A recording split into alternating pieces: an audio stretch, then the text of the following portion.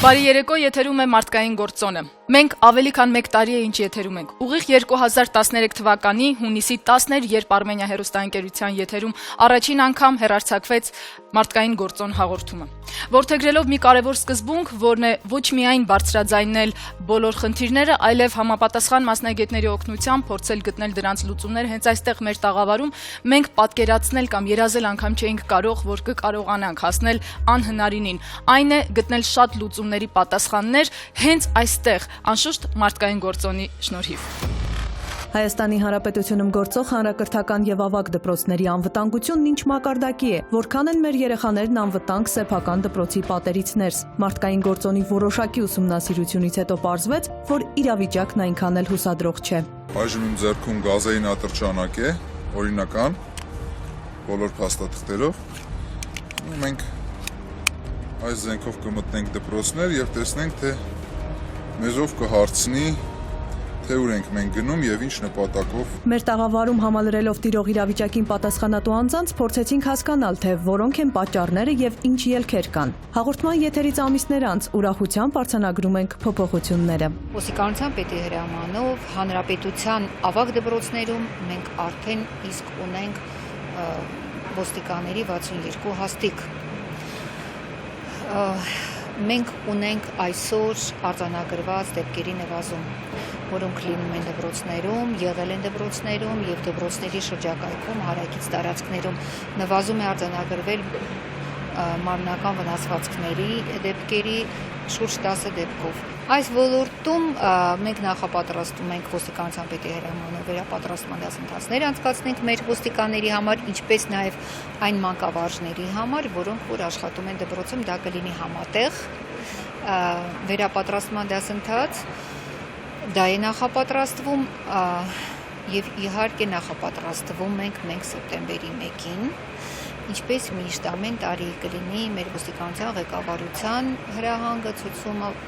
որպեսզի մենք ապահովենք մեր երեխաների անվտանգությունը դպրոցներ, ինչպես դպրոցներ մոտ գործելիս, այնպես էլ դպրոցների ներսում։ Որոնք են կրթական ոլորտում հիմնական թերացումներն ու բացթողումները։ Մարդկային գործոնի թողարկումներից մեկը նվիրված էր աշակերտ-ուսուցիչ փոխհարաբերություններին եւ դրա հետևանքով խեղված ճակատագրերին։ Սեպտեմբերի 26-ին Գեղարքունիքի մարզի Վարդենիկ համայնքի կրթահամալիրում 12-րդ դասարանի աշակերտների եւ ֆիզկուլտուրայի ուսուցչի միջև վեճ էր ծագել, ինչն էլ վերածվել էր ծեծկրթուքի։ Դպրոցում ուսուցիչ է, երեխան երեխա է, կապ չունի, որ աղբոր, որողբոր մասին է խոսքը գնում։ Ինքը իր դասն է պարապել 6-րդ դասարանցիների հետ, ովքեր 11 տարեկան են եւ այդ 6-րդ դասարանցիների աչքի առաջ է տեղ ունեցել այդ ամեն ինչը, երբ ուշաթափված ուսուցչին 3 հոգով կարողանում են այնպես ծեծել, որպեսզի նա ստանա դեմքի կոտրվածքներ։ Միայն ականջը ստացել է 11 հարված։ Սեպտեմբերի 26-ից ամիսներ անց մայիսի 13-ին Գեղարքունիքի մարզի ընդհանուր իրավասության դատարանի որոշմամբ դպրոցի աշակերտներ Մեսրոպ Գրիգորյանին 1, իսկ Արկադի Պողոսյանին եւ Աբրահամ Շահինյանին 6 ամսվա ազատազրկման էին դատապարտել։ Հուլիսի 9-ին վերաքննիչ դատարանն ազատ է արձակել Վարդենիկի ավագ դպրոցի աշակերտներ Մեսրոպին, Աբրահամին, Արկադիին, պատիժը պայմանականորեն չկիրառելով եւ նրանց նկատմամբ սահմանելով փորձաշրջան 1 տարի ժամկետով։ Արևշատ Զախարյանի կյանքի պատմությունը կարճ ժամանակահատվածում հայտնի դարձավ շատերին։ Մարդկային գործոնն անդրադարձել էր Գավառի մանկատան Արևշատ Զախարյանի կյանքի պատմությանը, նաև փորձել հասկանալ այն բոլոր պատճառները, որոնք խթան հանդիսացան ապրիլի 1-ին Գավառի մանկատնից Արևշատի փախուստի համար։ Հաղորդման ընթացքում բացահայտվեցին երևույթներ, որոնք ըստ Արևշատի եւ նրա եղբոր Կարենի հիմնավոր պատճառներ էին, որպիսի երեխան դիմեր նման քայլի։ Գմփի գցեն դու քնած լինես։ Նույնիսկ կեսաբանական ընտանիքում այդ խնդիրները կան։ Կեսաբանական ընտանիքում, երբ որ մեկից ավելի երեխաներ են, դա էդի ցավալի փաստ է, որոնք չեն կարող ինչ արա։ Երեխան ինքը ես քնած լինեմ իմ գմփի իմ գլխի տակ գմփացնեն, ես իմ հոգեկան խանգարվի ով է երեխայի նկատմամբ։ Դա չարաճճության դրսևորում է, ես չեմ արդարացնում։ Այս բացահայտումներից հետո, մինչ քայլեր կարվեին իրավիճակը շտկելու եւ խնդրին լուծում տալու համար, արդեն մայիսի 3-ին ոստիկանության Գավառի բաժնում հաղորդում ստացվեց, որ Գավառի թիվ 4 հիմնական դպրոցի 6-րդ դասարանի աշակերտ Գավառի մանկատան սան Արևշատ Զախարյանը կրկին անհայտ կորել է։ Արդեն մայիսի 16-ին ոստիկանության պաշտոնական էջից տեղեկացանք, որ Արևշատ Զախարյանը գտնվել է եւ տեղափոխվել Հայ օգնության ֆոնդ երեխաների աջակցության կենտրոն։ Ասես տուն կվարձենք, ես դու մաման իր հետ կմնանք։ Իմ երազանքն է, որ իմ ընտանիք հետ լինեմ, չգնամ անկատում։ Արդեն երկրորդ անգամ մարդկային գործոնն անդրադառնալով Արևշատ Զախարյանի պատմությանը փորձեց հասկանալ, թե ինչ է լինելու նրա հետագա ճակատագիրը եւ ովքեր են պատասխանատու անչափահաս երեխայի որոշումների ու կյանքի համար։ Այսօր արդեն Արևշատի եւ նրա եղբոր Կարենի առօրյան այլ է։ Հիմիկատուրությամբ ես միայն ենք ասեմ, որ խոսքի ես աշխատում եմ, բարելավում է մեր վիճակը, քան գնում ավելի լավ։ Շնորհակալություն եմ ուզում հայտնեմ այն բանի համար մարդկային գործոնին, որ միջամտեց ինչ-որ հարցերում մեզ, թեկուզ դժվարություններ կան հիմա, բայց ավելի լավը, քան թե այն վաղտ է եղել, ամեն ինչն էլ իր տեղը կընկնի ինձ թվում է, այդքանը։ Տարեկան մոտ 200 միլիոն դրամ թափառող շների ստերիլիզացման ու վնասազերծման համար ստանում է Unigraph X սահմանափակ պատասխանատվությամբ ընկերությունը, որը 2008 թվականից սկսած Երևանի քաղաքապետարանի կողմից հայտարարված մրցույթներում բաց ընթացակարգերում բավարարելով հրավերի պահանջները ճանաչվել է հաղթող։ Այդ գումարների օգտագործմանն ու թափառող շների ճակատագրին անդրադարձավ մարդկային գործոն հաղորդաշարը։ Մրցույթի անցկացման, նաև թափառող շների վնասազերծման գործընթացի կազմակերպման հետ կապված բազմաթիվ հարցեր մնացին անպատասխան, քանզի թե Երևանի քաղաքապետարանի աշխատակազմի առևտրի եւ սպասարկման վարչությունը եւ թե Unigraph X կազմակերպությունը նպատակահարմար չգտան մասնակցել մեր հաղորդմանը։ Բնականաբար մեր համագործակցությունը չի ընդունվում քաղաքապետարանի կողմից շատ պարզ պատճառներով, քանի որ այդ գումարը իրենք ոչ մեկի հետ չեն ցանկանում կիսել ոչ մի կերպ։ Քանի որ այդ գումարները լվացվում են եւ դա պարզ է բոլորին։ Տվյալ հաղորդումը եթեր հեռարձակվելուց անմիջապես հետո արձագանքեց Երևանի քաղաքապետարանը։ Հաղորդման ընթացքում հասարակական կազմակերպության կողմից հնչեցված մտքերի հետ պատկան մարմնի ներկայացուցիչը համակարծիք չէր։ Հասարակական կազմակերպությունը ստեղծված չի, որպեսզի նրանք ռևիզիաներ անեն, ասենք, այդ բառը ես օգտագործեմ։ Երբեմն նրանք այնպիսի տվյալներ են ուզում, որ մի բեռնատար մեքենա է անհրաժեշտ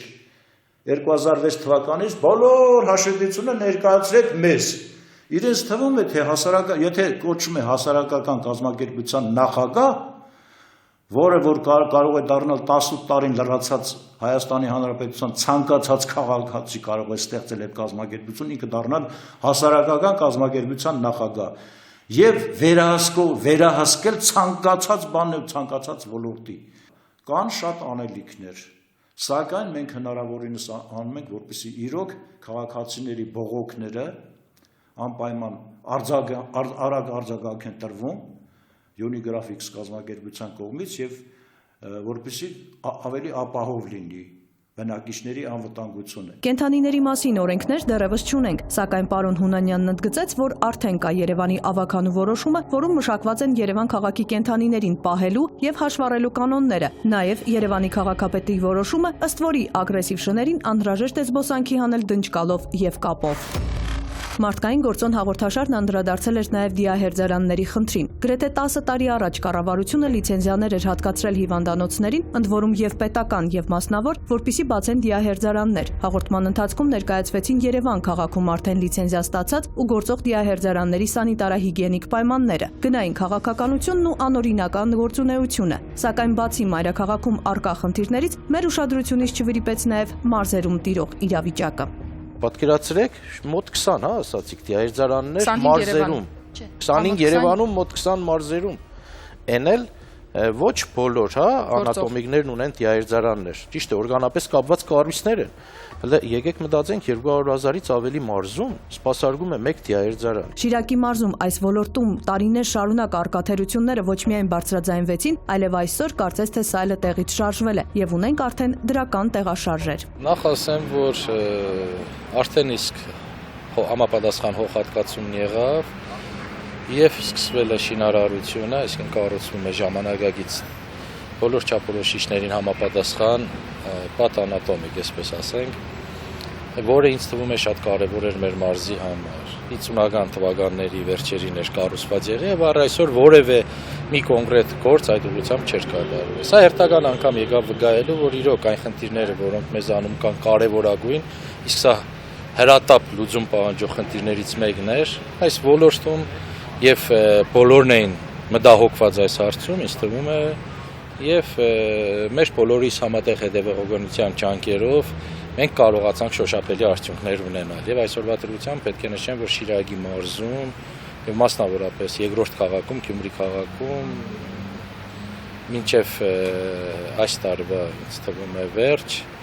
ամբողջությամբ ավարտված կլինի աշխատանքները, պետք է նշեմ, որ գույքի հարցը նույնպես լուծված է, օրեր առաջ ես Ծիգի տնօրենի հետ զրուցեցի, որ իրոք բոլոր սարքավորումները արդեն իսկ ձեռք բերված է եւ ուղղարկված են սարքավորումները։ Ինչ վիճակում են մարզային հիվանդանոցները, ինչպիսին է հիվանդանոցների կադրային ու տեխնիկական հագեցվածությունը, որոնք են հիմնական խնդիրները։ Մեր թողարկումներից մեկի ժամանակ քննարկվում էին հենց այս հարցերը։ Հաղորդման ընթացքում քննարկվեցին նաև պոլիկլինիկաների անվճար սպասարկման հետ կապված խնդիրները։ Մենակ այսօր անվճար է, բայց եթե օրինակ վաղը գանք փող պիտի տանք, հա։ Դե ձեր վերաբերմունքը բալա ջան։ Պետական ինչ-որ մուծում Չէ, անվճար է, լրիվ անվճար է, ուղղակի աշխատում են էլի։ Անվճարի տակ է, բայց դե սեստենից պետք է դնեք։ Այսօր կոնկրետ պոլիկլինիկաներում բժիշկները աշխատում են ծիծաղելի աշխատավարձներով։ 2014 թվականի պետբյուջեի մասին օրենքով արդեն իսկ հաստատված էր, որ հուլիսի 1-ից ամբուլատոր պոլիկլինիկական հաստատությունների աշխատողների աշխատավարձը պետք է բարձրանա։ Հայաստանի առողջապահության նախարարության պետական առողջապահական գործակալության պետ Սարո Ծատուրյանը մեծ զրույցում հաստատեց, որ հուլիսի 1-ից Հայաստանի տարածքում գործող բոլոր ամբուլատոր պոլիկլինիկական հաստատությունների բժիշկների աշխատավարձը բարձրացել է 60-ից 70%-ով, իսկ միջին եւ կրտսեր բուժաշխատողների աշխատավարձը 15-ից 20%-ով։ Մարդկային գործոնի թողարկումներից մեկի ընթացքում անդրադարձ եղավ մանկական ուղեղային կաթվածով երեխաների եւ նրանց ծնողների խնդիրներին, իսկ խնդիրները բազմաթիվ էին եւ թվում էր թե անլուծելի։ Ամփոփելով անցած ուղին ուրախությամբ կարելի է արձանագրել, որ դրական փոփոխությունները զգալի են։ Այդ առումով մեծ դեր ունի Երևանի քաղաքապետարանը։ Դեռ անցած տարվանից հատուկ բյուջե է հատկացվել թեքահարտակներ կառուցելու համար, ու այդ գործընթացը շարունակական է։ Մեծ տեղաշարժեր կան։ Սկսած 2013 թվականից, երբ որ քաղաքապետարանը աննախադեպ ծրագրով հանդես եկավ, 20 միլիոն տրամադրեց թեքահարտակների կառուցմանը, եւ այդ 20 միլիոնին կառուցվեց 81 թեքահարտակ, բայց 81 թեքահարտակը յուրաքանչյուրը տեղայնացված, ոչ թե ուղղակիորեն տեղադրված, որպես աշխատանք կատարված, այլ իրական, անհրաժեշտ եւ այդ հասցեներից սկսած մինչեւ ավարտական աշխատանքը կազմակերպվել հասարակական կազմակերպությունների հետ։ 17 մանկական ուղեղային կաթվածով հաշմանդամություն ունեցող փոքրիկներ կստանան վերականգնողական երամսյա բուժում։ Մեր ծրագրից անմիջապես հետո առողջապահության նախարարության մոր եւ մանկան առողջության պահպանման վարչության պետ Կարինե Սարիբեկյանն իմանալով մեր հյուրերից մեկի ծնող Մարիամ Հովհաննիսյանի խնդրի մասին խոստացավ աջակցել։ Մարիամ Հովհաննիսյանին անհրաժեշտ էր վիրահատություն, որպեսզի կարողանար կրկին երեխա ունենալ, եւ խոստումը կատարված է։ Մարիամ Հովհաննիսյանին պետպատվերի շրջանակում արդեն կատարել են համապատասխան վիրահատությունը։ Շատ ուրախ ենք, որ մեր կողքին կան պետական աջակցություն ենք զգում։ Այսօր ճիշտ է մենք մեծ ուժ ենք, մայրերով միավորվել ենք, փորձում ենք ցանկացած խնդրի ավելի գրագետ մոտեցում տալ, բայց պետք է պետական մարմինների կողմից մեծ աջակցությունը, շատ շնորհակալ եմ։ Փոքրիկ Ժպտերես Հայկը մարդկային գործոնի հյուրերից մեկը, ում միայնակ մեծացնում է մայրը, նույնպես ունի լուրջ վիրահատության կարիք, իսկ վիրահատությունն արժե 50-ից 60 հազար դոլար։ Մեր ծրագրից հետո արձագանքը մեծ էր։ Բազմաթիվ մարդիկ օգնության ձեռք մեկնեցին, սակայն անհրաժեշտ գումարը դեռ հավաքված չէ։ Շատ շնորհակալ ենք բոլոր այն մարդկանց, ովքեր անուն եւ անանուն հայտնի եւ անհայտ բարեգործներից շատ շնորհակալ ենք, որ Հայկի հաշվին փոխանցումներ արեցին։ Աստված օրհնի բոլորին եւ իրենց լուման ունեցան, որ Հայկը սանի իր առաջին քայլերը։ Մենք արդեն սեպտեմբերին պետք է պատրաստվում ենք գնանք վիրահատության, ճիշտ է գումարի կեսն է դեռ հավաքվել, բայց պետք է գնանք, որովհետեւ երեխան ցավեր ունի արդեն, չենք կարող հետաձգել եւ եթե ուշացնենք, ել ավելի կբարթանա վիրահատությունը, ել ավելի կթանկանա վիրահատությունը եւ ել ավելի ցավեր կունենա երեխան։ Դրա համար ռիսկի ենք դիմում եւ կես գումարով գնալու ենք արդեն սեպտեմբերին։ Շնորհակալ ենք բոլորին, շնորհակալ ենք հաղորդմանը լուսաբանելու համար մեր խնդիրը։ Հուսանք Հայկին բարի մարդիկ կշարունակեն աջակցել եւ մինչեւ սեպտեմբեր նաեւ կհավաքվի ամբողջական գումարը։ Մարդկային գործոն հաղորդաշարն իր տաղավարում ոչ թե մեկ, այլ երկու անգամ բարձրաձայնել է կույրերի հիմնախնդիրները, որոնք տարիներ շարունակ արձանագրվում են, սակայն շարունակում մնալ չլուծված։ Այս մարդիկ պարզապես ցանկանում են հասկանալ, թե ինչով են զբաղված այն կառույցները, որոնք պատասխանատու են իրենց առջև։ Նույն չտեսնողը, ասենք, ձեռնափայտով քայլում է ու գետինը բաց է, ինքը շատ ազատ քայլում է։ Մեկը գնում գլուխը խփում է ինչ-որ մի, չգիտեմ ինչի, ոտքի տեղը բաց է, բայց վերևում, չգիտեմ, մեծ ցուցանակ կամ որևիցե ցուցանակ, որը ինչի համար այնտեղ տեղադրված կամ կարող լինի շատ բարձր որտեղ ու բավականին կարող ես վնասներ կրել։ Այս նշված բազմաթիվ խնդիրներից մեկն արդեն լսելի է դարձել։ Կարող ենք փաստել, որ առաջընթաց կա, բայց ցավոք սրտի շատ դանդաղ քայլերով մեր քննարկած խնդիրներից առաջընթաց կա միայն դեռևս մեկ ոլորտի վերաբերյալ ձայնային լուսակիրների ավելացումն է քաղաքում։ Եթե հաղորդման նկարահանման ժամանակ քաղաքում կար միայն մեկ ձայնային լուսակիր, ապա այժմ դրանց թիվը ավելացել է հասնելով մոտ 4-5-ի իմ տվյալներով 4-5 ձայնային լուսակիր կա չտեսնողների համար նախատեսված հիմա քաղաքում, իսկ մնացած ոլորտներում մենք չտեսնողներս դեռևս միայն ակնկալիքներ ունենք համապատասխան մարմիններից։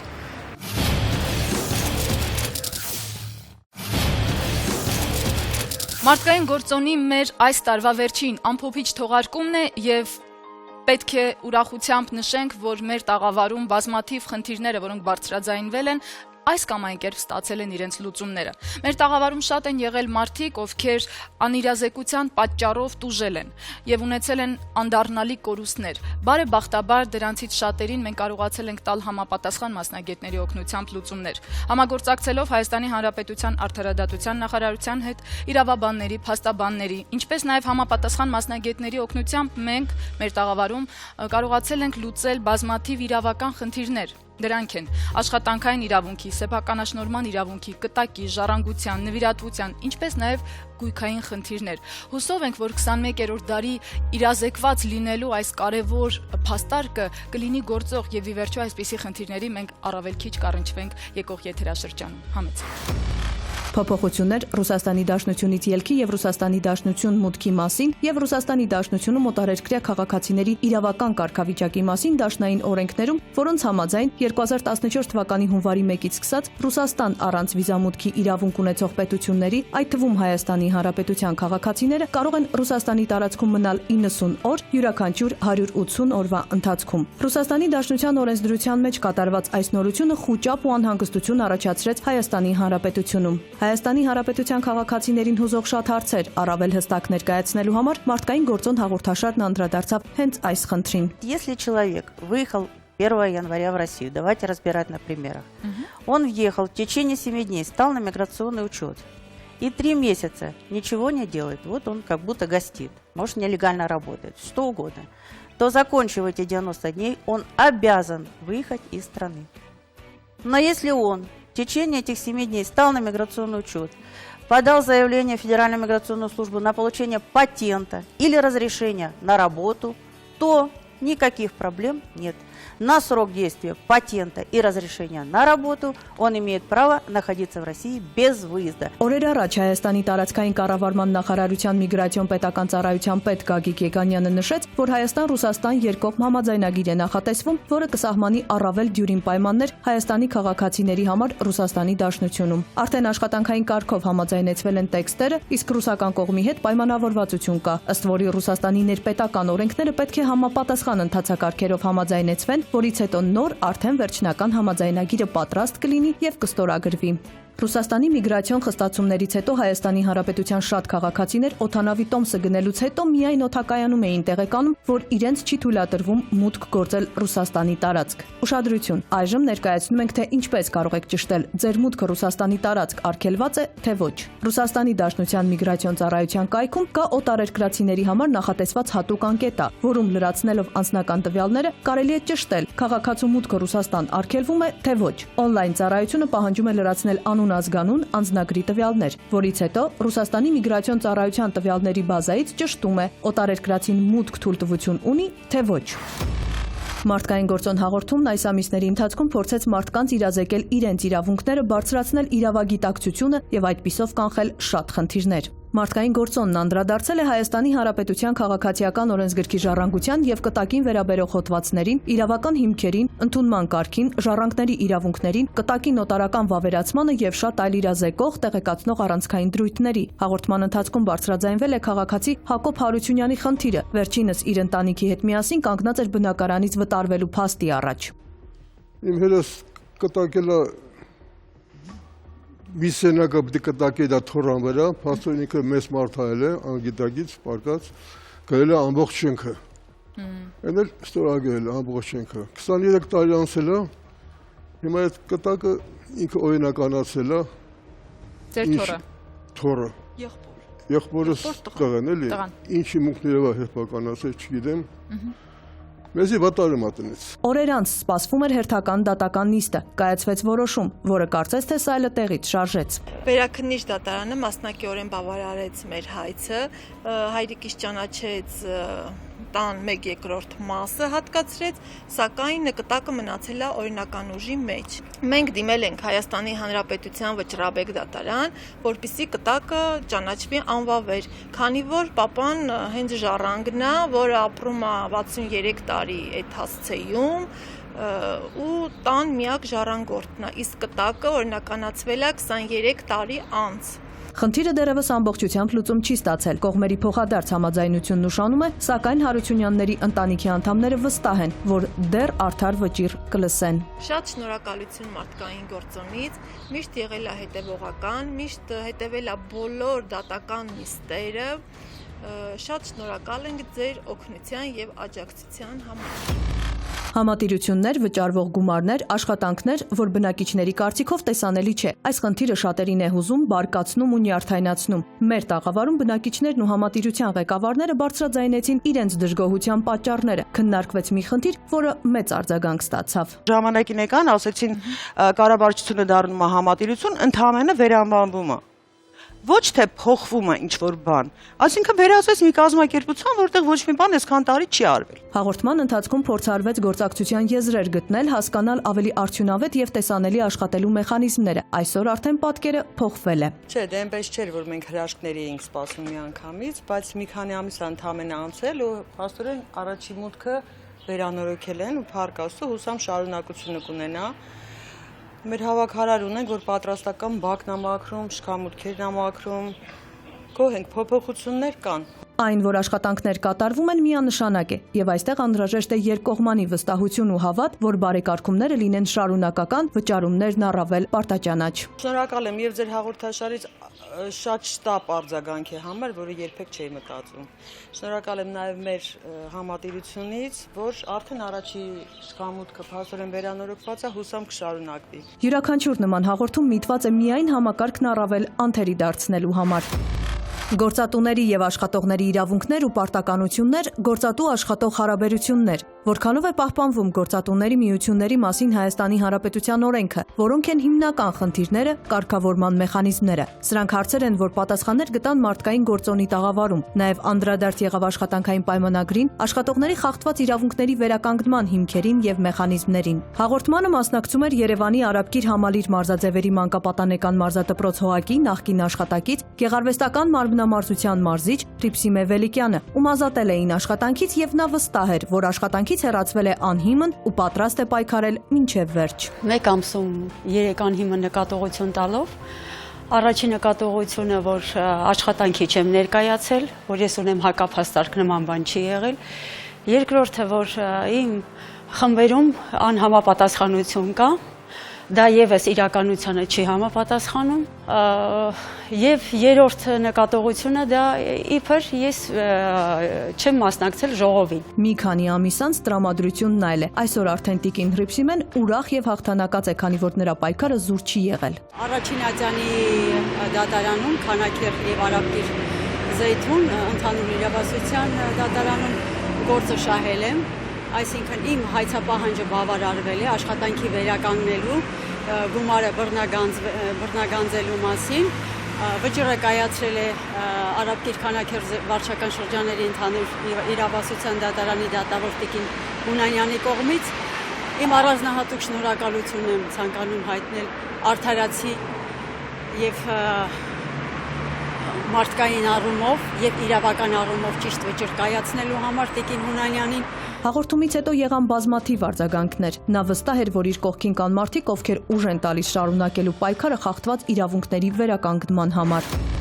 Մարդկային գործոնի հաղորդումներից մեկում քննարկվեց վիճահարույց եւ բազմաթիվ քննարկումների առարկա դարձած Հայաստանի Հանրապետության քաղաքացիական օրենսգրքի 187-րդ հոդվածը։ Քաղաքացին կամ իրավաբանական անձը, որն անշարժ գույքի սեփականատեր չէ, սակայն այն 10 տարվա ընթացքում բարեխղճորեն, բացահայտ եւ անընդմեջ տիրապետում է որպես սեփական գույք, այդ գույքի նկատմամբ ձեռք է բերում սեփականության իրավունք, ձեռքբերման վաղեմություն։ Հենց օրենքի այս կետի պատճառով էր, որ Արմեն Գրիգորյանը դիմել էր մարդկային գործոն ոչ միայն իր խնդիրը բարձրաձայնելու, այլև տեղեկացնելու, որ մարդիկ լինեն առավել զգոն եւ լավություն անելուց առաջ երկար մտածեն, որպիսի տարիներ անց փաստի առաջ չկանգնեն, ինչպես ինքն էր կանգնել։ Խնդիրը նրանումն է, որ 10 տարի անընդմեջ հոդվածում այդպես ասում, 10 տարի անընդմեջ բարեխիղճ պետք է ապրի եւ այլն, բայց ցավով ուզում եմ նշել, որ մեր դատարանները այդ պահանջները կարող են այնպես ձևափոխել, այնպիսի որոշումներ կայացնել, որ նույնիսկ ծիծաղելի է։ Օրինակ, մեր դեպքում դատարանում ապացուցված է, որ 10 տարի անընդմեջ չի ապրել, որտեղ իրենք 1996 թվականից 2007 թվականը Երևանում չի եղել, Ռուսաստանում եղել, Ռուսաստանի քաղաքացիներ են, ամուսնացել է, ցանկացել է գալ Հայաստանում ապրել իր կնոջ հետ, կինն էլ ասենք ռուսա, ես շատ ուրախ համարելով որ իմ եղբայրն է, ասել եմ թող գան ապրել, մինչև տեսնենք իրանց ինչ հնարավորություն կլինի սեփական իրանց տուն ունենալու։ Հաստատի ապացույց եղել է, որ 2007 թվականից նրանք նոր եկել են Հայաստան։ Իհարկե ապացույց եղել է, բայց դատարանի որոշումը ասեմ դες, ծիծաղելի է, բայց լսեք, դատարանը որոշումը ճիշտ ապացուցված է, որ 10 տարի անընդմեջ չեն ապրել, բայց երբ որ իրենք Ռուսաստանում են գտնվում, ինչ որ մի օր, ինչ որ ժամանակ իրան ջուրը տրակել էր, իրենք դիմել են իրենց հարազատին, եկել ջուրը վերանորոգել է։ Պարոն Գրիգորյանը վստահ էր, որ նման փաստերի պարագայում դատարանը կլինի աչալուրջ եւ կայացրած վճռով չի խախտվի իր ընտանիքի սեփականության իրավունքը։ Մարդկային գործոն հաղորդաշարից հաղորդումից հետո տեղի ունեցավ վերաքննիչ դատարանի որոշումը բավարարեց մեր հայցը ամբողջությամբ, բայց մերժելով, ավելի շուտ մերժելով Առաջարցյանի դատարանի հայցը որոշումը ուղարկեց նորից Առաջարցյան վերաքննման, բայց բնական է այսպեսի դեպքերում միշտ որ լինում է հակառակ կողմը դիմել է վճռաբեկ դատարան, հիմա գործը գտնում է վճռաբեկ դատարանում, ճիշտ ասած եթե չլինի Հայաստանի Հանրապետությունում գործող կարգը զանգի իրավունք, այսպես ասած, որ կարող են զանգելով հարցեր լուծել, եթե զանգեր չլինեն բարձրաստիճան շինովնիկների կողմից, ես վստահ եմ, որ վճռաբեկ դատարանը արդարացի որոշում է կայացնելու եւ նույն կերպ ոնց որ վերաքննիչ դատարանը հայցը իմ օրոքին որպես տանսեփականատեր կբավարարի։ Հաղորդումից հետո արձագանքները չուշացան, մարդիկ տեղեկացան, հարց ու փորձ արեցին, փորձեցին իրենց խորհուրդներով լինել նրա կողքին։ Հաղորդումից հետո բավականին մարդիկ մոտենում էին, հարցեր էին տալի, նույնիսկ ծանոթ, անծանոթ, ասում են ինչ եղավ, այսինքն արձագանք կա, մարդիկ արդեն պատկերացնում են իմ հենց ձեր հաղորդմանը դիմելու իմաստը կանոնն է, որ շատերը հասկանան, որ նույնիսկ եթե ուզում ես լավություն անել քո հարազատներին, մտածիր նոր արա, որովհետև օրենքը այնպիսի նյուանսներ է ունենում որոշ դեպքերում, որը կարող է հակադարձվի եւ վնաս հասցնի անձամբ քեզ, որ դու ուզեցել ես ինչ-որ օգնել, աջակցել։ Այս ամիսների ընթացքում բազմաթիվ քաղաքացիներ մեր տաղավարում բարձրաձայնել են իրենց խախտված իրավունքների, մասնավորապես սեփականության իրավունքի մասին, եւ սա այն խնդիրն է, որ ամենատարածվածն է։ Լուծման տարբերակներն ու օրենքի մեկնաբանություններն էլ ոչ միանշանակ են։ Մեր հերթական թողարկումներից մեկի ժամանակ Երևան քաղաքի Նոր Արեշ 11 փողոցի 84 տան բնակիչներ Գառնիկ Մելոյան եւ Սվետիկ Հունանյան ամուսինները բարձրաձայնեցին իրենց համար արդեն իսկ անլուծելի դարձած խնդիրը։ Վերջիններիս հարևան Ռաֆիկ Իսրայելյանն իր բնակարանի սեփականաշնորհումն այնպես էր իրականացրել, որ նրանց տան մուտքն ու հարակից տարածքը եւս ներառվել էր այդ սեփականաշնորհված տարածքի մեջ։ Այս բակի մասին է։ Այո, այս բակին է վերաբերվում քանդված անի ավերակների նմանվող ընտանիքը բնակվում է իմ այստեղ, երեխաներս մեծացել են, հիմա թողներս են մեծանում եւ ես չեմ կարողանում որևէ բան այստեղ փոխել, այսինքն մուտքս ներկայդրության, որ ես մուտք եմ անում, ելք եմ անում, ճանապարհը միակ, որ գոյություն ունի մինչ օրս, սեփականացրել է Ռաֆիկ Իսյանի կողմից։ Կարճ ժամանակ անց ամուսիններն ուրախանալու առիթ ունեցան։ Դիմել ենք վարչական մարմնին, կադաստրին, ներկայացել ենք այն փաստերը, որոնք պետք է արժանանան ուշադրության եւ կատարել համապատասխան ուղումներ։ Պատշաճ ուսումնասիրվել է ուրախություն մեզ այդ գրությունները, գրության կից, դիմումի կից գրությունները եւ ներկայումս գտնվում է քննարկման փուլի մեջ։ Հույսով ենք, որ կստանանք դրական լուծում պետական կադաստրի պետական կոմիտեի եւ վարչական մարմինների կողմից։ Ներկայումս որոշումը վերջնական չի, բայց քայլերը դրական են։ Պետական կոմիտեին բազմիցս դիմել էի եւ ստանում էի պատասխան, բայց ոչ այնպիսին, որը որ պետք էր։ Իսկ ներկայումս, երբ որ մարդկային գործոն հաղորդաշարից հետո մենք դիմեցինք, արդեն նրանք շատ նորմալ, ոնց որ կարգն էր պահանջում, լսեցին մեզ, ընդունեցին մեր բողոքը դիմումը, այսինքն բողոքը չէ, այսպես ասեմ, դիմումը եւ փաստաթղթերը, որը քննարկման փուլում է գտնվում։ Մարդկային գործոն հաղորդումն անդրադարձավ Օհանավան գյուղի բնակիչ Մելանյա Միրզոյանի խնդրին։ 10 տարի պայքարելուց հետո էլ Մելանյա Միրզոյանը վստահ էր, որ իրեն պատկանող սեփականության իրավունքն ի վերջո ձեռք կբերի։ Հաղորդաշարի նկարահանումից հետո պատկան մարմինները որոշեցին Մելանյա Միրզոյանի 10 տարվա տառապանքի արդյունքը շոշափելի դարձնել։ Այսօր նա արդեն իրեն իսկ պատկանող հողատարածքի սեփականատերն է դարձել։ Տեղին այստեղ ասել ժողովրդական այն ասվածքը, որ արդարությունը հիվանդանում է երբեմն, բայց չի մահանում։ Խորին շնորհակալություն եմ հայտնում նաև Արմենիա հեռուստաընկերության մարդկային գործոն հաղորդաշարից, որի շնորհիվ մենք կարողացանք բարձրաձայնել այս խնդիրը, որի շնորհիվ կարողացանք մենք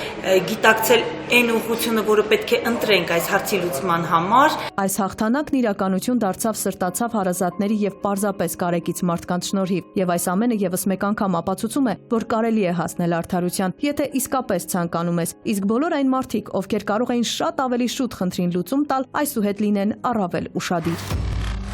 Սուսաննան իր մոր Սաթենիկի միակ դուստրն էր։ Մայր ու աղջիկ ապրում էին հանուն մեկը մյուսի մինչև այն օրը, երբ Սաթենիկին հայտնեցին, որ իր դուստրն այլևս չկա։ Սյուզիի մահվան օրվանից անցել է 7 տարի, բայց նրա մայրը Սաթենիկը 7 վայրկյան անգամ չի դադարել մտածել, որ իրեն խաբել են, իսկ բազմաթիվ վճիռներն էլ կեղծել։ Սաթենիկը համոզված է, աղջկան տարել են բռնի, տարել են սեռական բռնության ենթարկելու նպատակով, իսկ հետո սպանել։ Մարդկային գործոնը Սաթենիկի համար հնարավորություն էր եւս մեկ անգամ հիշեցնելու, որ ինքը ոչինչ չի մոռացել ու շարունակում է իր պայքարը, չնայած որ իրավական առումով գործին անդրադառնալիս Սևազգեստ մորը տրվում է մեկ պատասխան. գործը փակված է, մոռացիր։ Ըստ էության ես մինիմալ եմ համարում, զրոյական եմ համարում նոր Երևան եկած հանգամանքով գործի վերանայումը։ Մեր այս եթերից անմիջապես հետո տեղեկացանք, որ հատուկ քննչական ծառայության պաշտոնական կայքեջում տեղադրվել է տեղեկատվություն, որի համաձայն քաղաքացի Սաթենիկ Գ-ի հաղորդման հիման վրա Հայաստանի հատուկ քննչական ծառայությունում նախատեսված նյութերով Հայաստանի քրեական օրենսգրքի 308-րդ հոդվածի 2-րդ մասի հատկանիշներով հարուցվել է քրեական գործ, կատարվում է նախաքննություն։ Անգամ ամենաթանձր խավարում կարելի է գտնել այն լույսի շողը, որի հիմքում անշուշտ մարդկային գործոնն է։ Ելքեր միշտ կան, պարզապես պետք է դիմել համապատասխան կոմպետենտ մասնագետների եւ հասկանալ, թե որոնք են լավագույն ու ճիշտ լուծումները։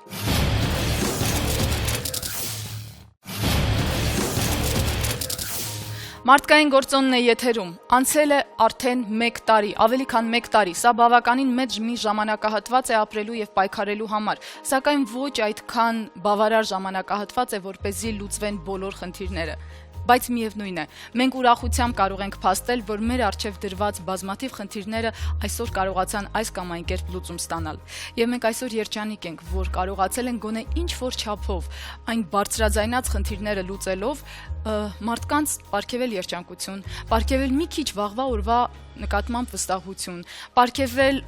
լիահույս ապրելու այդ հույսը, կարողությունը։ Ամենակարևորն այն է, որ այս ամենը անհնարին կլիներ, եթե չլինեին համապատասխան եւ պրոֆեսիոնալ մասնագետներ։ Մարդիկ, պատկան մարմիններ, ովքեր չվախենալով եւ գալով մեր տաղավար կարողացել են ընդունել իրենց սխալները, շտկել դրանք եւ դրանով հանդերձ տալ լուծում բազմաթիվ խնդիրների։ Ամենակարևորը մեր հանդիսատեսի հեռուստադիտողի ուշադրությունն էր, որը անմիջապես արձագանքում էր յուրաքանչյուր եթերից հետո։ Եթե չլինի հասարակության ոչ անտարբեր վերաբերմունքը եւ նաեւ կարեկից վերաբերմունքը յուրաքանչյուր խնդրի,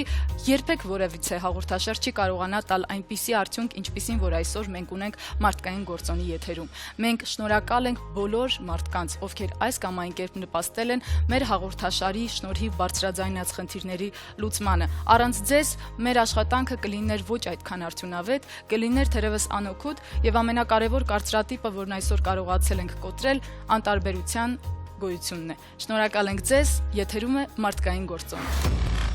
Արարատ քաղաքի Աբովյան 12 հասցեում գտնվող հանրակացարանի անմխիթար վիճակին մարդկային գործոն հաղորդաշարի նկարահանող խումբը ծանոթացավ դեռ 2013 թվականի ամռանը։ Հանրակացարանի բնակիչները բողոքում էին, որ վերջիններիս բնակության վայրը, որը պատկանում է Արարատ քաղաքի քաղաքապետարանին, ամբողջությամբ մատնված է անուշադրության։ Հանրակացարանում բացակայում էին ապրուստի համար անհրաժեշտ տարրական պայմանները։ Այս ամենին գումարվել էր նաև հանրակացարանի սենյակները սեփականաշնորհելու խնդիրը։ Ոչ քնելու տեղ ունեն նորմալ, ոչ տուալետ բաղնիքից են նորմալ օգտվում, ամբողջ ձմեռը անցնում է, չեն կարողանում ջուր տեսնեն այդ երեխաները ու այդ պայմաններում մեծանում են 4 տղա։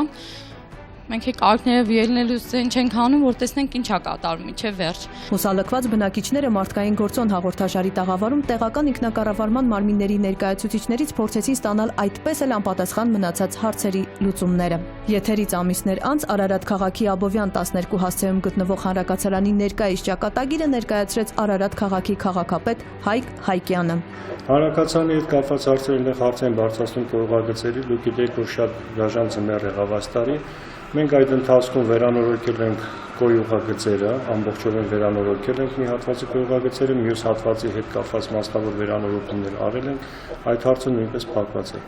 Այնպես որ մեր բնակիչները անտարբերության մատնված չեն, մենք հետևողական ենք մեր աշխատանքներում եւ կարողանում ենք այդ աշխատանքների ժամանակի ընթացքում մեր սուղ հնարավորությունների միջոցով ֆինանսական միջոցներ ուրեմն ներդնել, որ կարողանանք մեր բնակիչների պահանջները բավարարել։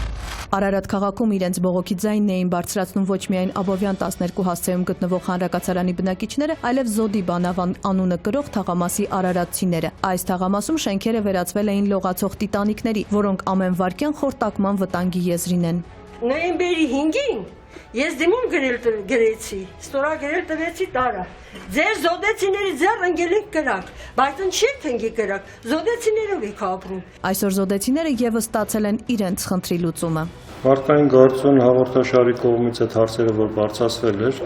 մենք բնականաբար մինչ այդ եւ դրանից հետո էլ հաղորդաշարից հետո էլ այդ հարցերին բնականաբար մենք անդրադառնում ենք եւ միշտ ներ ուշադրության կենտրոնում ենք։ Մենք այնտեղ շենքերում Զոդի բանավանում 1, 1-ի A, 2, 3, 7, 8, 9, 10, 11-ի B շենքերում ջրագծերի նորոգում են կատարել, որի հետևանքով էլ ուրեմն վթարված տեղերի ջուրը չի հոսում եւ բացի դրանից էլ տեխնիկայի միջոցով խրամատների խորացման աշխատանքներ են իրականացրել, մենք կարողացել ենք ջրի մակարդակը իջեցնել։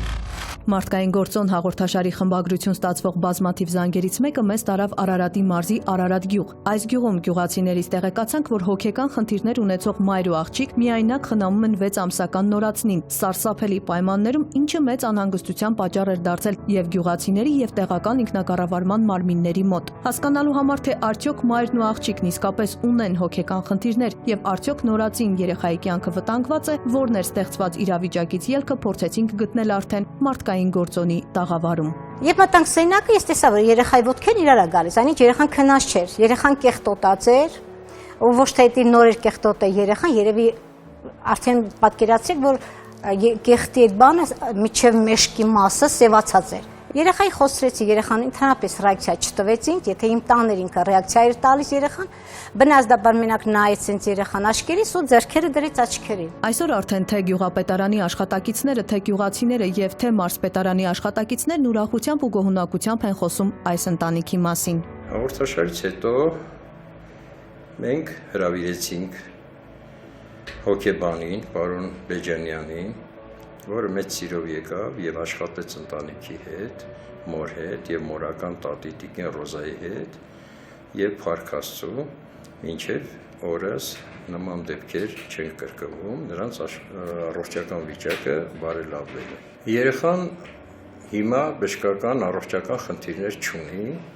երեխան ավելի դառել է թմբլիկ եւ տեսքը ավելի գեղեցիկ եւ մայրն էլ տատն էլ շահագրգռված են, որպեսզի երեխան իրեն շատ լավ զգա իրենց ընտանիքում։ Համայնքը այս հաղորդաշարից հետո ցուցաբերել է սննդի կարգով մի քանի անգամ աջակցություն է ցուցաբերել տատիկի հետ եւ զրուցում էինք, տատիկն ասաց, որ հաջորդ շաբաթ համայնքը արդեն ֆինանսական աջակցություն կցուցաբերի, իսկ մենք մարզպետի առաջարկով հաջորդ շաբաթ մարզպետարանը ընտանիքին կհատկացնի շատ մեծ օգնություն հագուստի տեսքով, կենցաղային իրերի տեսքով եւ ամեն ինչ կանենք, որպեսզի ընտանիքը բարվոք վիճակում լինի։ Մարդկային գործոնն ուրախությամբ նաև արձանագրում է, որ Արարատի մարզում հենց մարզպետի հրահանգով այսօր արդեն գործում է թեժգիծ, որն ավելի անմիջական է դարձնելու հասարակ քաղաքացու եւ տեղական ինքնակառավարման մարմինների շփումը ու լսելի այս մարզում ապրող յուրաքանչյուրի ձայնը։ Ոչ միայն այդ ընտանիքների հարցը, ընդհանուր մարզում սոցիալական խնդիրների հետ կապված, բնակիչների խնդիրների հետ կապված գտնվում է մարզպետարանի ուշադրության կենտրոնում, ինչպես նաև համայնքապետարանների, ուրեմն ասեմ, որ մարզպետ պարոն Աբրամյանի նշանակվելուց անմիջապես հետո առաջի խնդիրներից մեկը նաև եղել է, որը որ մինչև այդ չի եղել, չի գործել նման թեժգիծ, ուրեմն թեժգիծ ծառայությունն է գործում,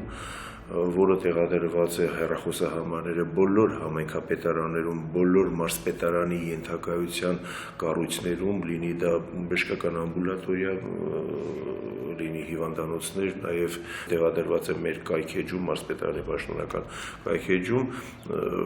այնպես որ ցանկացած խնդրի հետ կապված, ոչ միայն սոցիալական, նաև ցանկացած հարցի հետ կապված դիմում են մարզպետարան, որի հետ կապված պարտադիր մարզպետի մոտ շաբաթական մեկ անգամ լինում է ամփոփը կատարված դիմաց հարցերի հետ կապված եւ դրա ընթացքի հետ կատարողական ընթացքի հետ կապված։ Եղանակային օտար խաղեր խորագրի ներքո հուլիսի 16-ի մեր հաղորդումն անդրադարձավ անսպասելի տեղացած կարկտահարության դեպքերին, ինչի հետևանքով բազմաթիվ բնակիչներ այդպես էլ չեն կարող սկսել ցորենի ու գարու փերքահավաքը։ Հայաստանի արտակարգ իրավիճակների նախարարության ճգնաժամային կառավարման կենտրոնը հաղորդագրություն տարածեց։ Կարկուտ է տեղացել Շիրակի մարզի որոշ գյուղերում, նաև Լոռու մարզի Վանաձոր քաղաքում։ Ջուրը լցվել է տները, արգելափակվել են ավտոմեքենաներ։ Այդ պահից սկսած կարկուտից տուժած գյուղացիներն անելանելի վիճակում էին հայտնվել։ Նրանց եկամտի միակ աղբյուրը րոպեների ընթացքում իրենց աչքի առաջ վերացավ։ Միանգամից փոշիացան վաղվա օրվա սպասելիքներն ու հույսերը։ Հուլիսի 7-ի տեղացած կարկուտի հետևանքով ուրեմն ցորենի ու գարու ցանկերը կարելի ասել, որ ամբողջովին ոչնչացվել է, բերքահավաք չի սպասվում, իսկ ծաղկակաղամբը, որոնք արդեն հասունացել էին եւ արդեն վաճառքի ենթակային, այդ բույսերը ամբողջովին ոչնչացել են։ Դեպքից անմիջապես հետո Հայաստանի վարչապետ Հովիկ Աբրահամյանն ու Հայաստանի գյուղատնտեսության նախարար Սերգո Կարապետյանն աշխատանքային այցով մեկնեցին Շիրակի մարզ տեղում ծանոթանալու կարկուտից տուժած այդ համայնքների կրած վնասներին, գյուղացիների հետ քննարկեցին խնդիրներն ու լսեցին նրանց խնդրանքները։ Եվ այսօր արդեն ունենք շոշափելի արդյունք։ Կառավարության որոշումը ճուշացավ անմիջապես հարցը գյուղատնտեսության նախարարի կողմից ներկայացվեց կառավարության քննարկմանը եւ հուլիսի 17-ին կառավարության նիստում որոշում ընդունվեց այդ վերադարձի խնդիրը հետաձգել զերմացուների 1-2 փոխհարաբերությամբ եւ անդրադառնալ 2015 թվականի հուլիս ամսին նմանատիպ որոշում կայացվեց նաեւ ընթացիկ տարվա աշնանանախատեսվող այդ 1200 տոննա աշնանացան ծորենի սերմացուի վերադարձի խնդիրը նույնպես քննարկել 2015 թվականի հուլիսին կարևոր նաև հարց բարձրացվեց գյուղացիական տնտեսների կողմից ստացված վարկերի այդ տոկոսադրույքների մարման ժամկետների երկարաձգման կապակցությամբ այս խնդիրը լուծելու համար հանրապետության վարչապետը դիմեց կենտրոնական բանկի ղեկավարին առաջարկելով քննարկել խնդիրը եւ անհատական մոտեցում ցուցաբերել յուրաքանչյուր գյուղացական տնտեսության նկատմամբ եւ փորձել գտնել դրական լուծումներ։ Նման փորձ իհարկե կա եւ անցյալ տարվա Արմավիրի մարզում դիտված ուժեղ կարկուտից հետո այսպիսի ուրեմն աջակցություն ցուցաբերվել է։ Այս տարի նույնպես ուրեմն այս խնդիրը անպայման իր լուծումը կստանա։ 2001 թվականի հունվարի 15-ին ամերիկացի ինտերնետ գործարար Ջիմի Դոնալ Ուելսը Լարի Սանգերի եւ ուրիշների հետ գործարկեց Վիկիպեդիա ազատ հանրագիտարանը, որն արագ աճ եւ հանրաճանաչություն ստացավ։ Տարիներ անց արդեն Վիկիպեդիան ամենաշատ այցելուներ ունեցող վեբ կայքերի տասնյակում էր։ Այստեղ մարդիկ տեղադրում են ինֆորմացիա, որը կդառնա հարության սեփականությունը եւ յուրաքանչյուրը կարող է օգտակար ինֆորմացիա քաղել այս ամենից։ Անհրաժեշտ ինֆորմացիան տարբեր լեզուներով փնտրելիս շատ հաճախ հանդիպում ենք նաեւ հայերեն գեղեցիկ խմբագրված, շարադրված եւ տեղադրված արդեն հայերեն Վիկիպեդիայում։ Մարդկային գործոնի եւ Վիկիմեդիա Հայաստան ծրագրի գործակցության շնորհիվ մարտի 24-ին մեկնարկեց «Մեկ հայ, մեկ հոդված» համահայկական նախագիծը, որի շրջանակում յուրաքանչյուր մարդ իր փոքրիկ ներդրումով կարող էր օգնել հազարավորների։ Նախագիծ, որին միացան գիտնականներ, հասարակական քաղաքական մշակութային գործիչներ, ինչի շնորհիվ հայերեն Վիկիպեդիան դարձավ ավելի մասսայական եւ քննարկվող։ Մենք էլ մեր կողմից տեղադրեցինք մեր հոդվածը մեր մասին։ Այսօր արդեն հայալեզու հոդվածի քանակը գերազանցում է 125,000-ը։ Մեկ հայ, մեկ հոդված։ Միացեք նաև դուք։ Մեզ հաճախ հարցնում են, ինչ է անում առաջին ռազմայնասիրականը ազատ ժամանակ։ Դե իհարկե գրում ենք հոդվածներ հայերեն Վիկիպեդիայի համար, էլ ինչ։ Որտեվ մեկ հայ, մեկ հոդված, դա պարտադիր պայման է։ Լավ, հիմա կներեք ուղղակի հոդված վերջացնենք։ Так, խաշի վրա ենք կանգնում։ Խաշը լեռնաշխարհում բող կավելացրու, բող։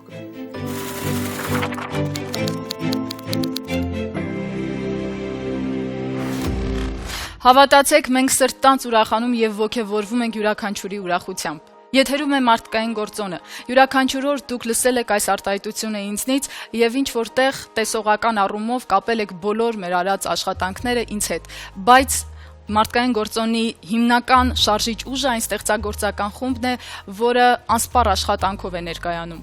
Ամեն օր նրանք անում են այնպիսի մանրակրկիտ աշխատանք, որի շնորհիվ է, որ բազմաթիվ անլուծելի թվացող խնդիրներ ստանում են իրենց լուծումները։ Դրանք մեր օպերատորներն են առաջին հերթին,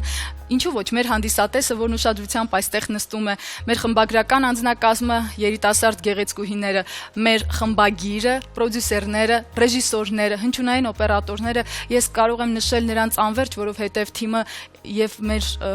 այդ հզոր շարժիչ ուժը իսկապես շատ ուժեղ է եւ մեծ, բայց ամենակարևորը, որ նրանք խոնարհությամբ եւ մանրակրկտությամբ կարողանալով աշխատել հանգամանալից կերպով ուսումնասիրում են նյութը, ինչի արդյունքում էլ մենք կարողանում ենք ունենալ այն, ինչ ունենք։ Մենք լիահույս ենք, որ եկող տարի նոր եթերաշրջանին կլինեն առավելապես ուրախ եթերներ, հաճույքի, ընտանիքի ստեղծման, երեխաների ծնունդի եւ վայելքների մասին, եւ քիչ կլինեն հիվանդությունների հետ կապված խնդիրներ, քիչ կլինեն անիրազեկության պատճառով առաջացած խնդիրներ եւ չգիտեմ, որքանով կարող ենք մենք ամեն կերպ կնպաստենք, որպեսզի մարդը իրեն զգա ամենամարդկային տարբերակով եւ իրեն զգա պաշտպանված, իրեն զգա իրազեկված եւ նաեւ ոչ միայնակ։ Այո, 21-րդ դարի անտարբերությունը, 21-րդ դարի այդ չարիքը պետք է կոտրել։ Դա է այն կարծրատիպը, որն այսօր խանգարում է մարդկանց մեկը մյուսի հետ հաղորդակցվելու։ Մարդկային գործոնը հպարտ է, որ կարողանում է գոնե մի քիչ թեթևացնել հայի, հայաստանցու կյանքը, եւ մենք շնորհակալ ենք բոլորիդ, որ կարողանում եք ձեր ուշադրության շնորհիվ ապահովել մեր այսօրվա եթերը։ Կհանդիպենք նոր եթերաշրջանում եւ իհարկե ուրախ, հանգիստ ամառային արձակուրդներ ենք մաղթում բոլորիդ։ Իսկ մենք կլինենք ավելի եռանդուն, արդեն էներգիայով լի եւ հավատացեք, մարդկային գործոնն առավել կարող է, քան դուք կարծում եք։ Կհանդիպենք։